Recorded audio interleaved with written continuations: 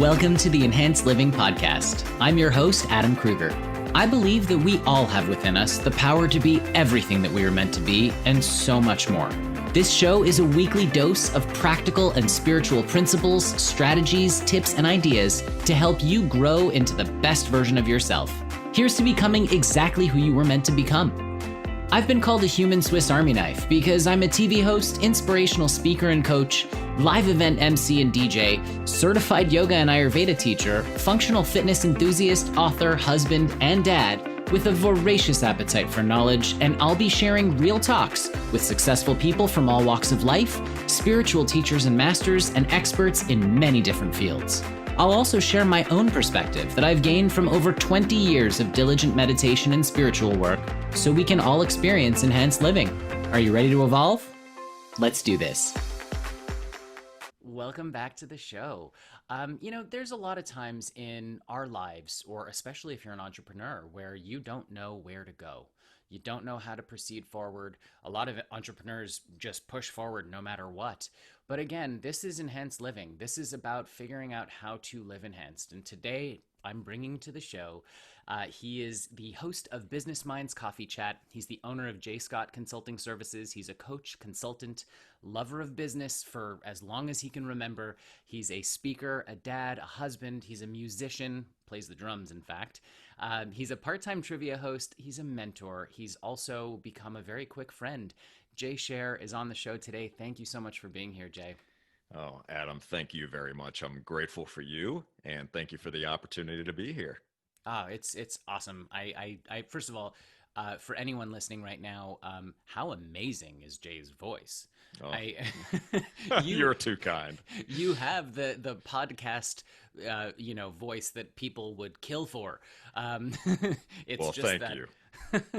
Well, as I like to say, when I hear a kind word like that, is that I was blessed with this voice, and it's a good thing because I definitely have a face for radio. No, I think you're way too hard on yourself on that. Not even close. So for anyone watching this while it's up on YouTube, you will see exactly what I'm talking about. So we actually met through a mutual friend, through a mastermind, and we got on a call and we spoke for about an hour. And it was just the most amazing conversation, and we ended up, chatting way longer than either of us intended, I think. And so I want to kind of get a bit of a background for my listeners right now, Jay. Can you tell everyone about, well, how you got into consulting in the first place, and a bit about why you're such a lover of business? Sure, I'd be happy to. But first, before I do that, I do want to mention that when we had that conversation, there was a connection there that I felt that was quite powerful. And the great thing about that is we were introduced right through a mutual connection of ours. And that is sometimes the best way to connect with others, because just really great people have a tendency to be surrounded by other great people, right? Like-minded people. And so I thoroughly enjoyed that conversation, and I'm looking forward to this one as well. So let me get back to your question. So yes, I truly have loved all things business since I was a little kid. I grew up in Virginia, and just to give you a thumbnail sketch, my father was in real estate, and we used to drive around looking at various homes. We would drive around the business areas of Virginia. And I used to imagine, and I was probably 5-6 years old at the time, I would look at these buildings, and I could vividly remember imagining what was happening in these offices. I could almost see myself sitting behind a desk and, having these business meetings and really trying to grasp what was going on, how business was conducted. And the older I got, the more inquisitive I became there.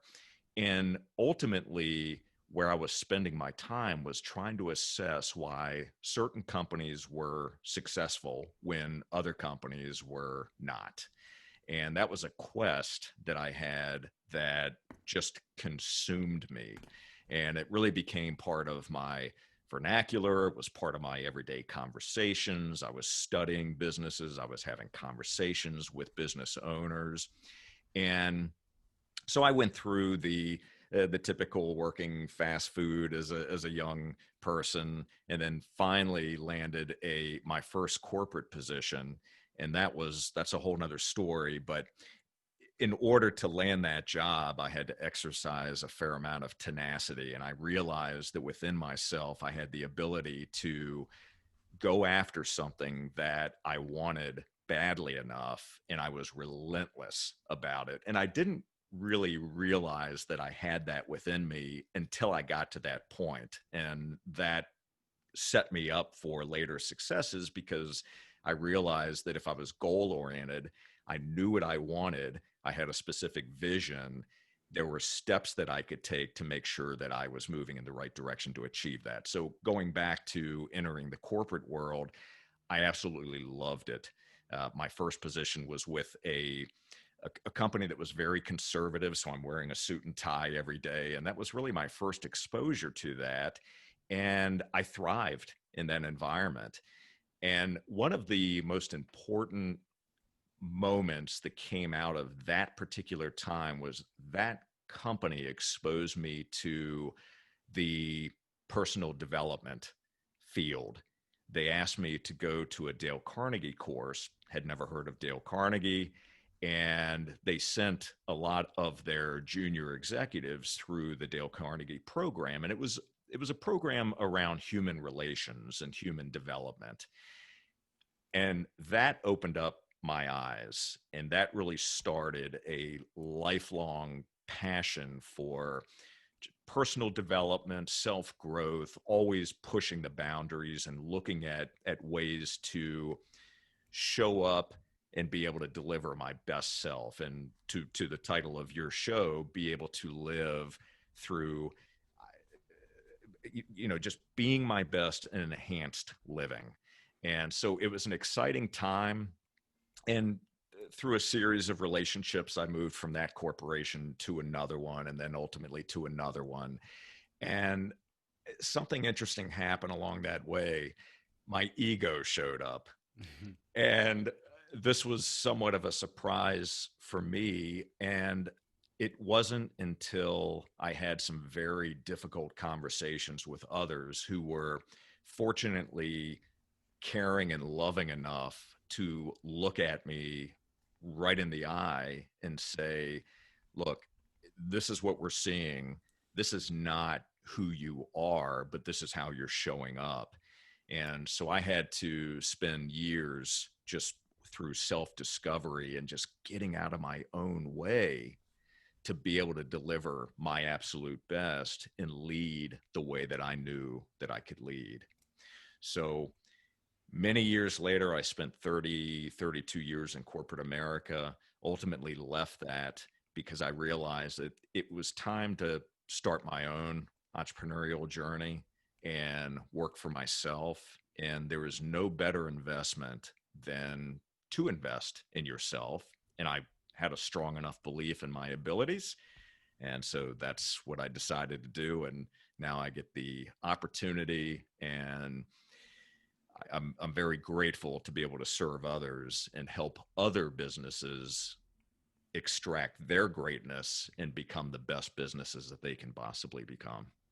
That's amazing. I love that story. There's actually so much to unpack there. I was taking little notes as we were going, or as you were going, and it's really fascinating because I find that a lot of entrepreneurs or people who go out into business for themselves, they have this moment of realization where they're looking at what they're doing, they're putting in all this effort, and they're going, well, I can either put in all this effort to make someone else's dream come true, or I can take the same amount of effort and make my own dreams come true. And I know that that happened for me as well when I went out on my own, because I was actually running my own interactive entertainment company. But that was after years and years and years of working for other companies. And I had a very, very wise friend of mine slash mentor slash person that I would actually work events for say to me, hey, you're an idiot. And I was like, wait, what? Why? What did I... Because you should be doing this for yourself. You're already doing all this stuff. Why are you just not making the money for yourself? And it was just this light bulb that went off, and I went and did my own thing, and it was amazingly successful until COVID hit, of course. But you know, regardless of that, I wanted to unpack a couple of things, because you said when you were 5 or 6 years old, you had this vivid imagination of what was going on in these offices and how the businesses were being run. Why do you think you were fascinated with business at that age? Most people at 5 or 6 years old, you know, if you're a boy, you're thinking of, you know, whatever action figures or sports or whatever toys you can possibly get from mom and dad. But Hmm. you were fascinated by the inner workings of businesses. Why do you suppose that is? I would probably tie it back to the conversations that were happening in the household around the dinner Mm, table. So, because my father was in real estate, he was constantly talking about what was selling, what wasn't selling, things that were moving. And so, those were some of the conversations that we had around the table. And that was probably one of the early influences. Plus, my mother's father, who came to this country from Eastern Europe, came here basically penniless. And I would hear the stories, although I only met him very briefly. I was a very small child when he passed. But the stories that were told about him were all about how he went down his entrepreneurial journey. So it was part of the conversations that we had, and there was just something that latched on to me, and I couldn't seem to get enough of it. Now, I didn't know how to really share the story or put the right words to it at that point, but the imagination side of it was clearly there, and the inquisitiveness was there. So I tell you, it's one of those situations where I would love to be able to go back if we had had a camcorder, where I could actually hear the conversations that were had, and how I was explaining my thoughts. I would love to be able to go back and hear that. But that inquisitiveness just never left me, right? It just continued to inspire me. It continued to light me up. And as I went along, of course, my questions became deeper. They became much better, and I was able to formulate the ideas that I was trying to get across, so I could make sure that I was acquiring the information that was most important to support the information I was after. That's so cool. I mean, it's that whole nature versus nurture debate, right? So it's almost like it was both in your blood, but also in your environment. So it was almost inevitable that you would have to go down that road. And I think it's just so awesome that, I believe personally that the most successful people are inquisitive always. They never lose that desire to learn more. And it seems as though that grew in you from the time you were young until now. And Absolutely. so I think that that inquisitive nature is so important. I think both in the entrepreneurial world, but in all the world, you have to want to know about your environment. Otherwise, if you're not learning, you're devolving, right? That's exactly right. And we don't know what we don't know. So the more questions we can ask, the better we can form the story and the picture of what interests us. And one of the things that I love is to be surrounded by others who help help me. They actually challenge my beliefs. So Hmm. they're asking better questions to help me. It's almost like the Socratic method, right? Where we just keep asking why. Why do you feel that way? Why do you believe that? Why is that of interest to you? Why is that important? Right? You just keep peeling back those layers, because that helps us be able to not only challenge who we are, but it helps us grow. So if we're only surrounded by those who believe exactly what we believe or don't question their own internal beliefs, and you're surrounded by yes people, how can you truly grow? If you're on a journey of personal growth, if you want to be able to enhance your living and become a much better person, then you have to challenge yourself. And one of the best ways to do that is through questioning and through having dialogue like this. I couldn't agree more. It's so funny that, when you were saying why, I was like, wow, that's what kids ask all the time. Well, why can't I do this? Well, because this is the deal. But why? But why? But why? if you really want to evolve, get around some kids real quick and literally just answer every question that they have, and you will figure some things out that you weren't thinking of before. So, and again, I mean, obviously, in the appropriate way. Like if you have a niece or a nephew, spend some time with them, let them ask you the questions, because it's really fascinating. And I think personally, like if we don't lose that childish inquisitive nature about our world and ourselves, that's how we grow.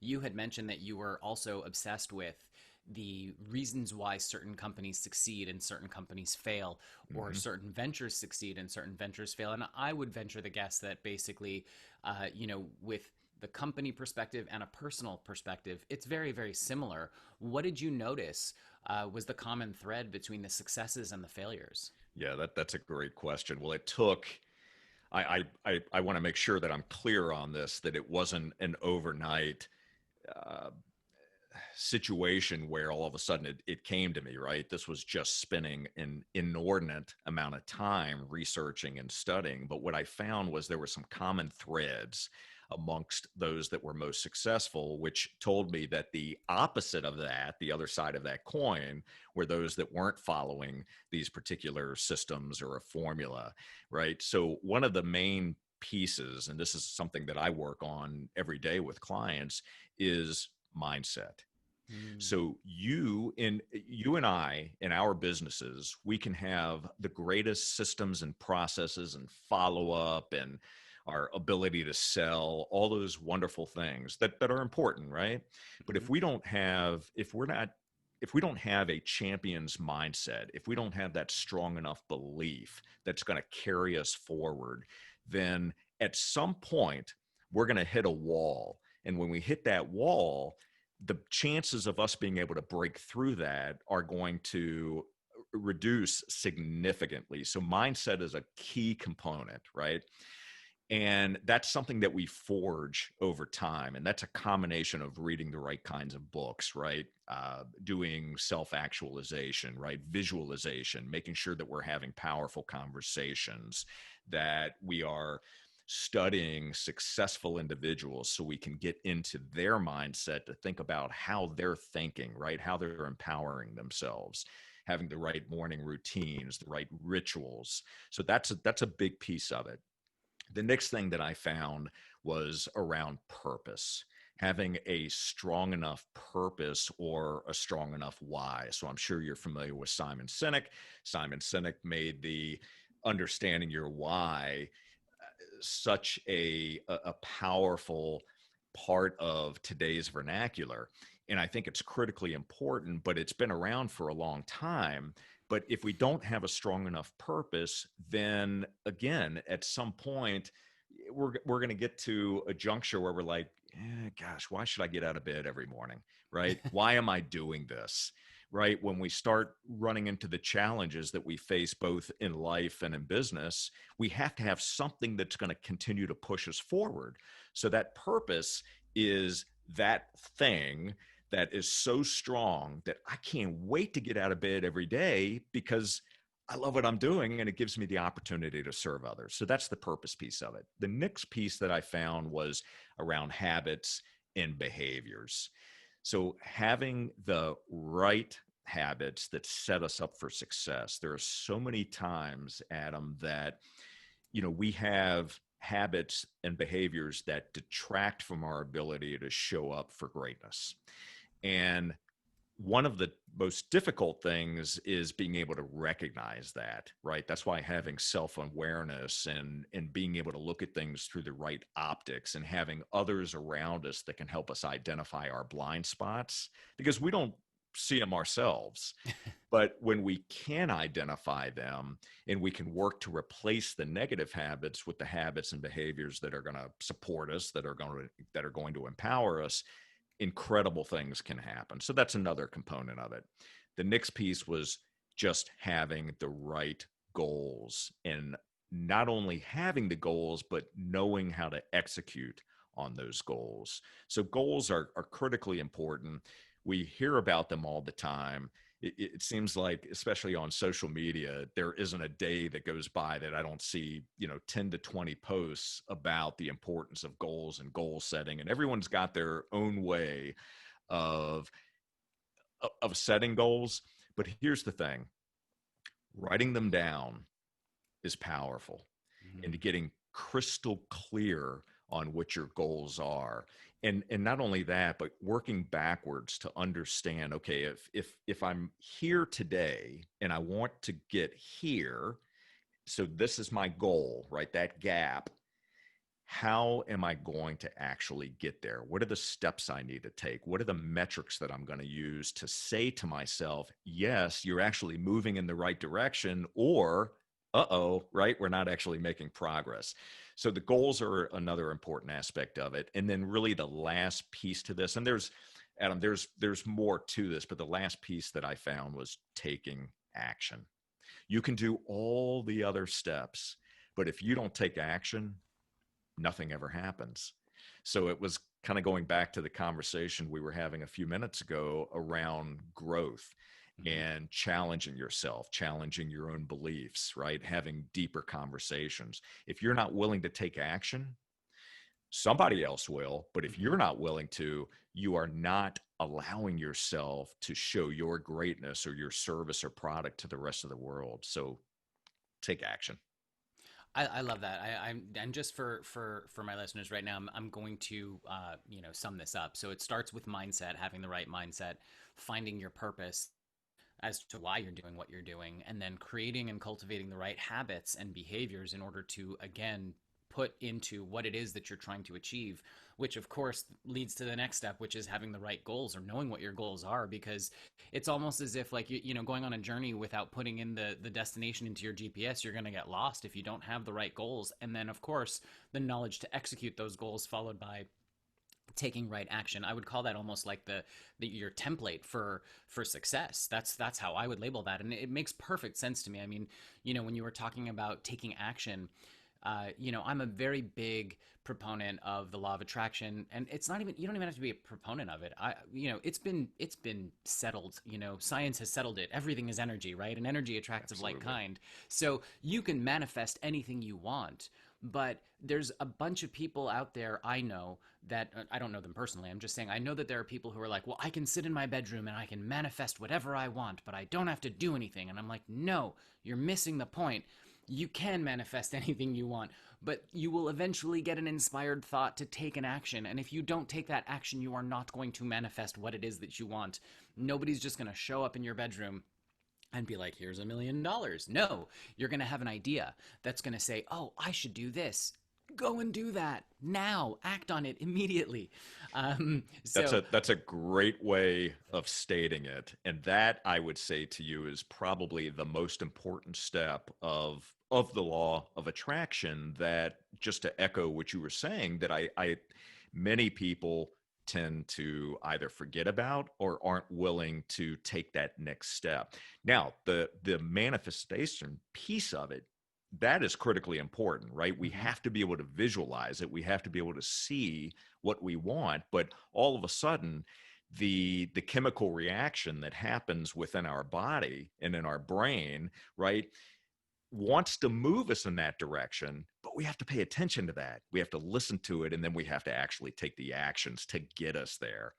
And the reason I mentioned, if I go back for just 1 second around the goal setting and the importance of writing it down, if you just think about it, then it's an idea.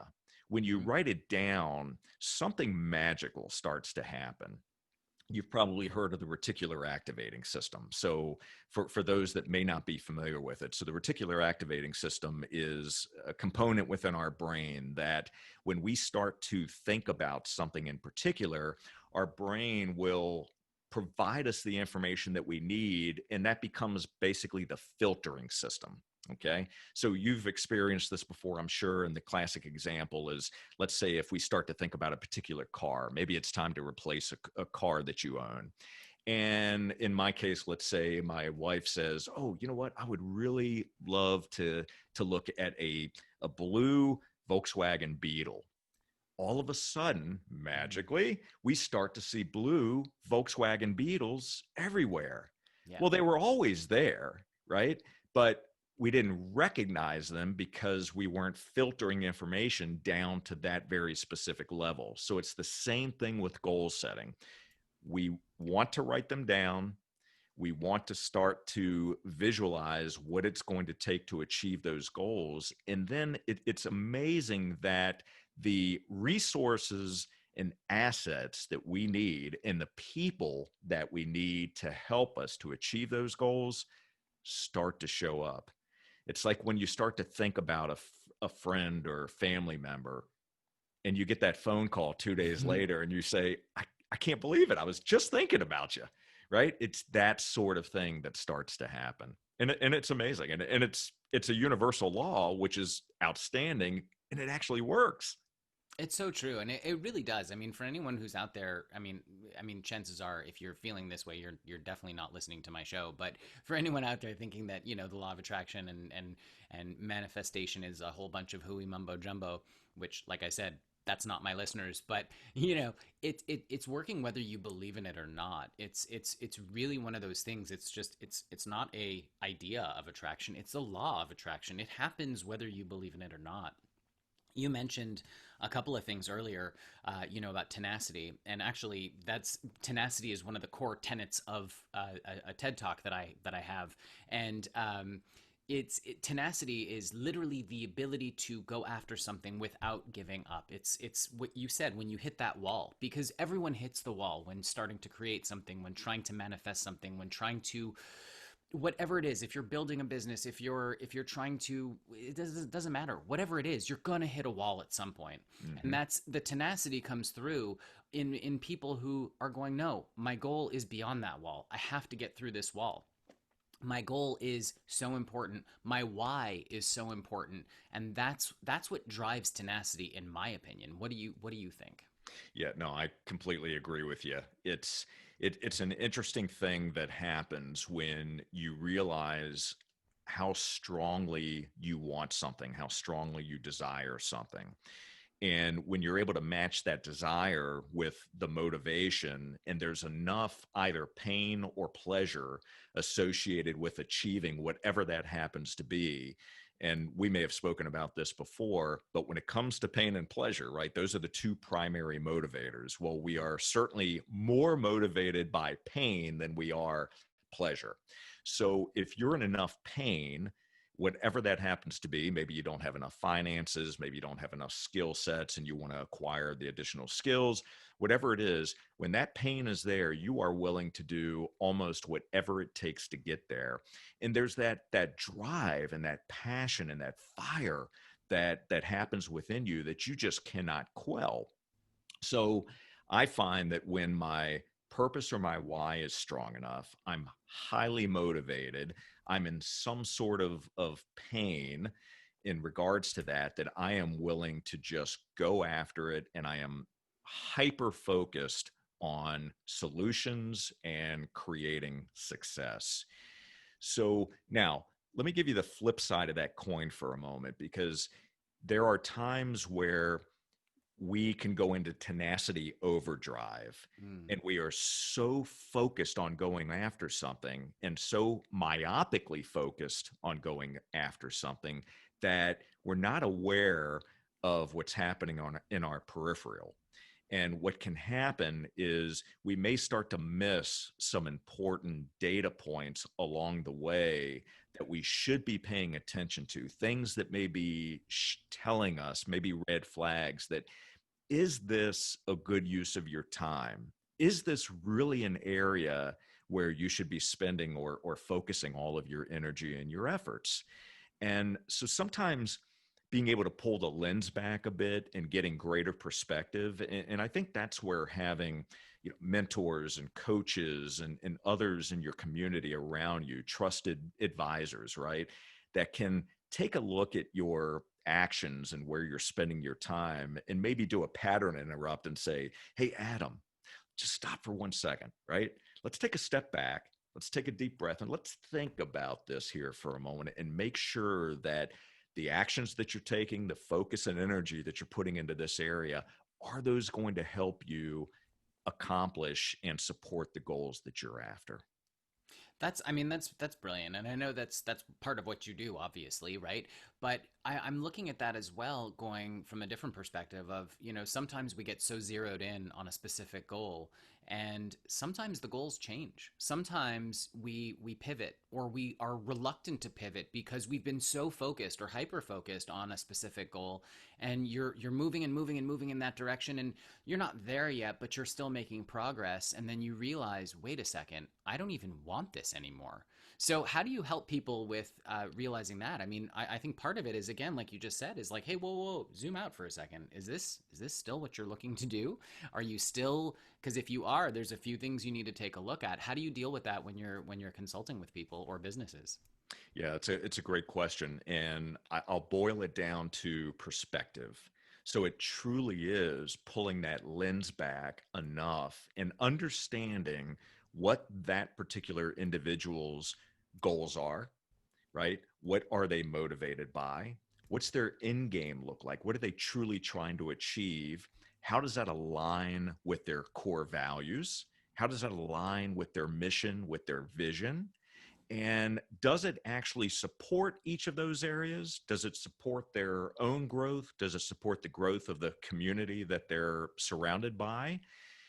Does it keep them connected to goodness? I mean, all of those things are important. So when you get clarity around that first, then we can start to look at the path that they're on to say that this particular road that you're on, it does support each of those areas, or maybe it only checks two or three of those areas, but it doesn't support the ones that are most important to you.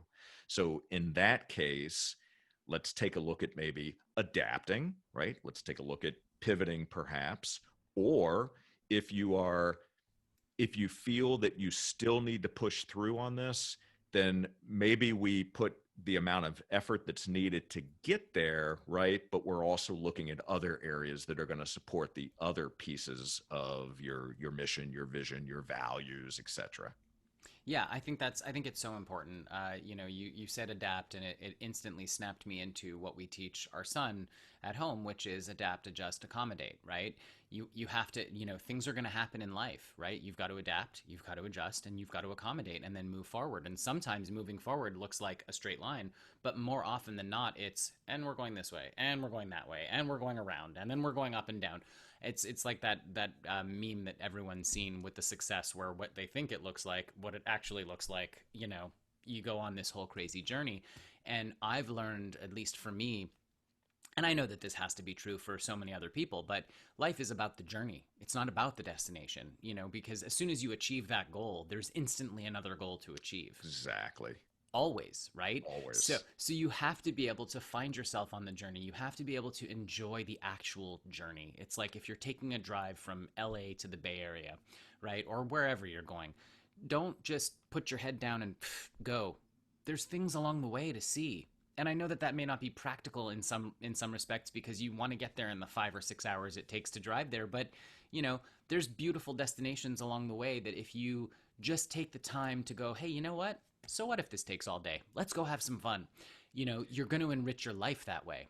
Oh, you are so right. And as you were saying that, I had this visual because I was that person, and I'm going to go back to the car, right? That when we Mm. would decide to take a trip and we're going to go from point A to point B, I was so focused on getting there versus enjoying the experience, right?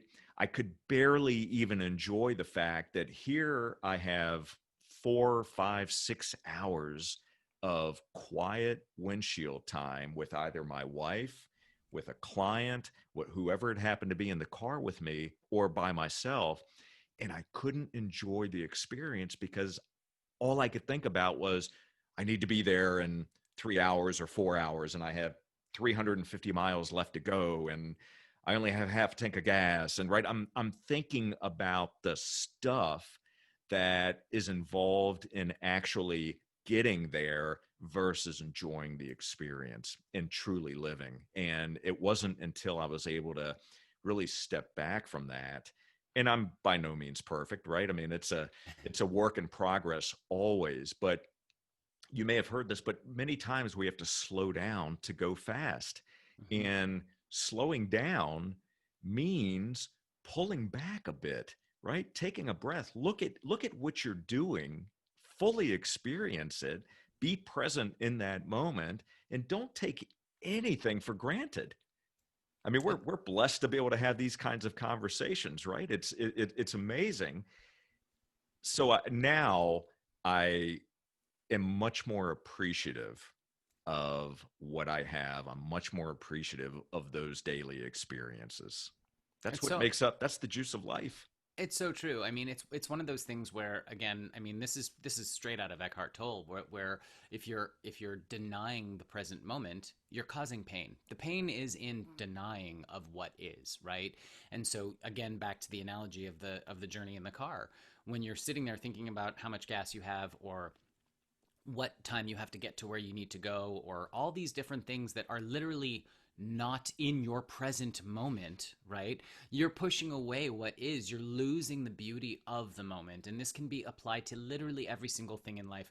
Look, we're all going to get there, right? The final destination for each and every one of us is 6 feet under, right? So in the meantime, while we're here, while we have the moment that we have, which, by the way, the past is something that we don't experience. We don't experience the future. You only experience the present. That's the only way you do it. I've said this before on the show, but when you think of a memory, when you remember an incident in your past, you're not actually remembering the incident as it was. You're remembering your first memory of the incident as it was, which So is true. which is faulty in and of itself, because we don't even see things as they are to begin with. That's And then right. when you look at a future moment in time, sure, there are certain things that are, I'm using air quotes, inevitable, right? But at the end of the day, none of it is certain, none of it is set, and so it's only a possibility or a probability, or maybe even an eventuality. But at the end of the day, the only true thing we have is this very moment. So if you can open up your existence to accept that present moment, you're going to be so much more happy, so much more happy, so much happier. you There you know go. but at the You, at, sorry, go ahead. I was just going to say, beautifully said. And what I love about that is it reminds us that we we can't change what happened in the past, right? But what we can do is we can change the storyline, because we all tell ourselves this particular story of who I am, what I am, whether I'm bad or good or not good at this, and based on experience that we think we had in the past, right? Hmm. Because nothing is either good nor bad, right? It is the label that we give to it. So what's amazing about what you said is, when you think about those past events, we can actually change the storyline around that we're telling ourselves, which are going to impact and change our state in the moment, right? Hmm. Right this very moment. That is very powerful. It So sure is. I love the way that you articulated that. So thank you for sharing. Oh, thank you. I mean, I look at it like this. When I work with people, a lot of the things, or a lot of the time, what I'll have them do is, it's always, hey, you got to meditate at least 5 minutes in the morning, at least 5 minutes at night. At night, before you go to bed, journal. I want you to write down everything that happened during the day, right? And then, as it was, you write it down. But then I want you to write down right next to it, as you wish it would have been. And then meditate on how you wanted it to go, and Mm, imagine it having gone that way, because what that does is it slowly rewires your brain to see things from a more advantageous perspective, right? Because the truth of the matter is that it is there are so many thoughts that we have from childhood, from the way we were raised, how we were brought up. I mean, just like you said earlier, sitting around the table listening to your dad talk about real estate contracts, right? So that seeps into your mind, and there are things that were said that became beliefs for you because it happened before you were 8 years old, that you may not ever look at now. Someone like you, I'm sure you do, but most people go through life with these overlying beliefs of who they are, without mhm. ever actually questioning, hey, wait a minute, is this even true? Because half the time it's not. Absolutely. Well, again, that is one of the most powerful aspects of meditation. And one of the things that I learned about through my meditation practice was the ability to pay attention to my thoughts. Now, I can't stop the thoughts, But what I can do is I can get greater perspective. I can step back, right? It's an ongoing practice. And for anyone that meditates, there is no perfection here, right? Just like there's no perfection in life itself, right? It's what is, and it's accepting what is and not trying to chase something that's not. So on the meditation side, the more I practice, the more I'm able to actually pay attention when those negative thoughts come up, those thoughts that aren't supporting my goals, that aren't supporting who I want to be. So it allows me to have that conversation that you just brought up. Like, really? Come on, Jay. Is that really you? Is that how you act? Come on, right? So, and that's an important conversation to have, because when you're able to recognize it, you are able to actually turn down the volume on that negativity. And if you are not able to do that, and I would highly recommend, and I'm sure your audience is already meditating, which is fantastic, but if you're not doing it today, start the practice, because it is truly incredible how it can impact your life and how it has a ripple effect in every other area of how you show up. It's amazing, and I am so thankful that that practice came into my life, and it is part of my daily routine. I think that's, first of all, that's so well said, and it's so true. And you touched on just how you show up, and you were talking about how early on you had this this, I don't like to use this term, but this come to Jesus moment where you were being told that, hey, your ego's where you're at, and I know this isn't who you are, but this is how you're showing up. And so just tying that back into what you were talking about earlier, right? Meditation helps you figure out how you're showing up, and it helps you adjust how you're showing up, and it helps you mitigate that ego, because we all have that ego, that desire to do certain things, and there's that inflating sense of self, which is essentially what keeps us here in this plane of existence, right? But at the end of the day, it's that meditation, it's that practice of becoming still and and distilling the thoughts down to, okay, what's real, what's not, what's just floating through my consciousness, through the collective unconscious that's that permeates everything, right? What's mine, what's not, what's Mm. real, what's not. And I just think that's so powerful that that meditation for you has been that catalyst to help you, basically distill down the ego and figure out how to show up as best as you possibly can. Yeah, it's been tremendous. I'll also, just to touch on the ego for a moment. So it really bolts onto the ego component. But what I found, and again, I wasn't self-aware enough at the time, but I was wearing basically an armor, right? Because I was showing up the way that I thought that other people expected me to show up. Mm-hmm. And what's interesting is, when if you're doing certain actions, right, and you're rewarded for those actions, the thought is, well, I must be doing something right. So I want to do more of that, right? Because it's given me that dopamine hit, and I want more and more of it. And so I found that, I was wearing these different masks, but it really, part of me was there. I mean, there's no question about me or about that, but who I am at my core, I was putting more and more layers on top to protect myself. And it got to a point where I was just very uncomfortable, yet I was still succeeding. And that was the dichotomy that I was dealing with. Was, here you're receiving, the accolades and more and more money and position and all of these things that people are chasing.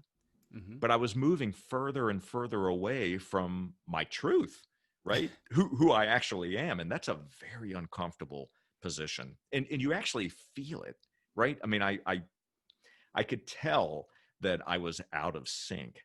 So but it does tie back to the ego. And when you have that moment, you mentioned a come to Jesus moment, but you call it whatever you want. But when you are slapped in the face, and all of a sudden it stops you in your tracks, and you realize that this is not supportive of who I am, and I need to get back to center. It's really a powerful thing to be able to go, okay, I'm going to take that feedback and go, let me find myself again. A lot of people will not do that for fear of losing the status that they've already attained, and it's. I think that that's more of a what's the word I'm looking for? Shoot, identification with the ego as opposed to allowing yourself to be more yourself, right? And so it's really powerful to be able to go, you know what, this isn't me, it's not who I'm supposed to be, it's not what I'm supposed to be doing. So hats off to you for being able to do that, because not everyone is able to. Let me change that. Actually, everyone is able to, Yes. not everyone is willing to. Most people have built something that they just don't want to let go of. I was very fortunate to have the help of others because had it been left to just me, I'm not sure that I would have gone down the path that I needed to go to get back to center, right? And get back to who I truly am at at my core and at my heart.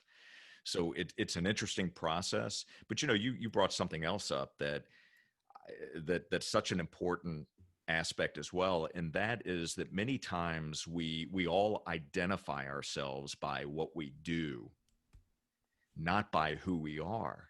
Mm, So if I'm a plumber or an architect or the CEO of a company, right? We attach meaning to that, and that's how we identify ourselves. Well, what happens the moment that that changes, right? That either you're no longer the CEO or you're no longer the architect, right? If you've attached your self worth to the title or to the job, and the job changes or the title changes, now you have an issue, right? All of a so sudden true. your self-esteem and your self-worth, all of that starts to plummet. So we have to learn that we are not our position, we're not our job, we're not our title. We're who we are. Hmm. Embrace that, right? Champion around that, grow that, invest in that. That's Oh yeah. powerful. Oh my goodness, so powerful. And nothing like a global pandemic to really emphasize that point, because, to your point, so many people are now no longer those titles that they have. If you look at just the statistics in the United States, I mean, so many jobs have been lost. And so for the people who have identified as whatever their job was, they're now finding themselves in a position of like, whoa, wait, not only what do I do, but who am I right now? And so in at first blush, you'd look at this and go, wow, that's horrible. But really, if you delve more deeply, it's a gift.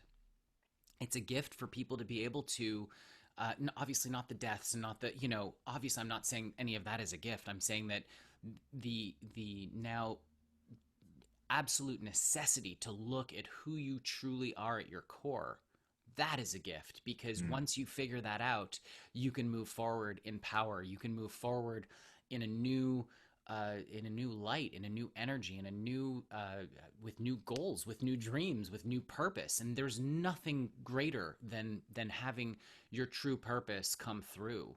So with that being said, I want to ask you, as I love to ask, and it's funny because, again, so many times I'll have a guest on the show and I'll say, hey, so what would you say is the one thing you would say to help someone live enhanced, right? And if you just go back and listen to the entire episode and all the things that Jay said, you will take so much knowledge from today. But I want to ask you, Jay, before we wrap up, um, what would you say is the most important personal habit for success when trying to live enhanced and trying to live your purpose? Hmm. That's a good question. First and foremost, Adam, it is be you. Mm, Be you.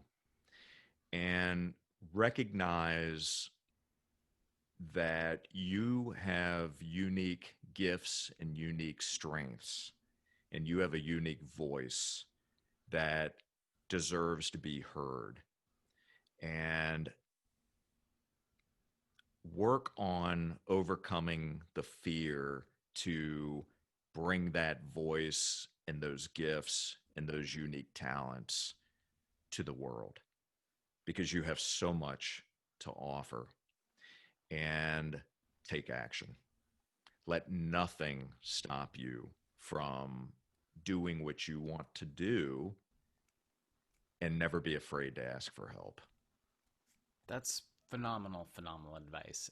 For anyone who'd like to actually work with Jay, I'm going to make sure that his information is in the show notes below, so go ahead and take a look. Jay, thank you so much for being on the show. Honestly, this was such a phenomenal conversation. I always learn so much from people on the show, and doubly so with you. Thank you so much for being here. Well, thank you very much. I appreciate the opportunity. You have a beautiful soul, and I love what you're doing. And thank you for showing up every day and bringing your best self. And I enjoyed it. Thank you so much. Thank you. Thanks for listening to this week's episode of Enhanced Living Podcast. If you enjoyed what you heard today, please share it with a friend. And if you haven't already, subscribe, rate, and review the show on your favorite podcast player. If you have any questions, comments, or feedback, feel free to reach me directly at enhancedliving.net. Thanks for listening.